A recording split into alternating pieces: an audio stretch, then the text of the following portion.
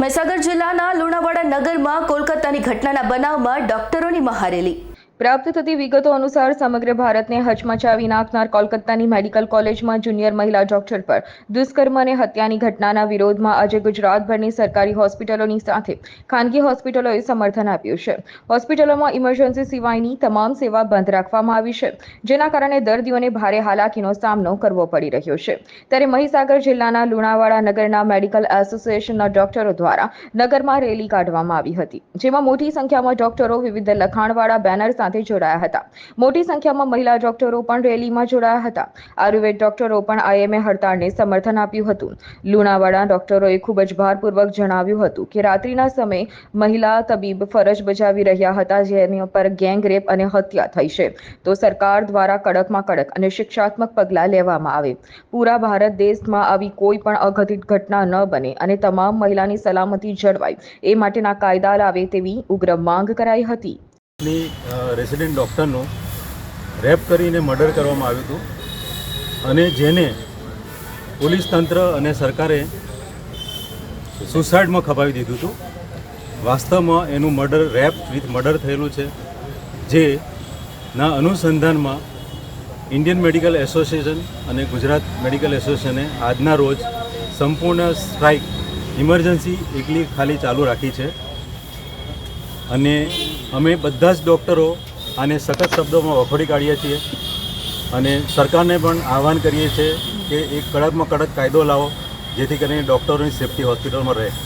અને અમે ડૉક્ટરો પ્રજાના હિત માટે જ છીએ, ઇમરજન્સી માટે કોઈપણ ટાઈમે તૈયાર રહીએ છીએ। ખાસ કરીને રેસિડેન્ટ ડૉક્ટરો આ વિદ્યાર્થીની 36 કલાકની ડ્યુટી કરીને આરામ કરતી હતી, ત્યાં જ એનો રેપ થયેલો છે, એટલે સરકાર આના માટે કડક વલણ અપનાવે એ જરૂરી છે। આભાર। Doctor Mayur Bhagat. We want justice. આજે સ્ટ્રાઇક જે અમે પાડી છે, સમગ્ર આઈએમએ દ્વારા આખા ભારતમાં સ્ટ્રાઇક કરવામાં આવી છે। આ સ્ટ્રાઇકનો મેઇન હેતુ એ છે કે કોલકાતામાં જે એક ફિમેલ રેસિડન્ટ ડૉક્ટર જે ઓન ડ્યુટી પર હતા, એ વખતે રાત્રે એમના ઉપર ગેંગરેપ થયો અને એના બાદ એની બ્રુટલ હત્યા કરવામાં આવી। જે હત્યાના વિરોધમાં અમે આખા ભારતના તમામ ડૉક્ટરે સ્ટ્રાઇકનું એલાન કર્યું છે। આ સ્ટ્રાઇકમાં તમામ પ્રકારની ઓપીડી સેવાઓ બંધ રહેશે, ફક્ત ઇમરજન્સી સર્વિસ ચાલુ રહેશે। અને આ જે હત્યા અને રેપનો કેસ છે એ ફક્ત એક ડૉક્ટર પૂરતો મર્યાદિત નથી, તમામ જે ફિમેલ છે એમના પૂરતો પણ છે। જે પણ લોકો પોતાના જોબ ઉપર કામ કરે છે, જે ફિમેલ નાઇટ ડ્યુટી કરે છે, એ માટે પણ આ એક ગંભીર બાબત છે।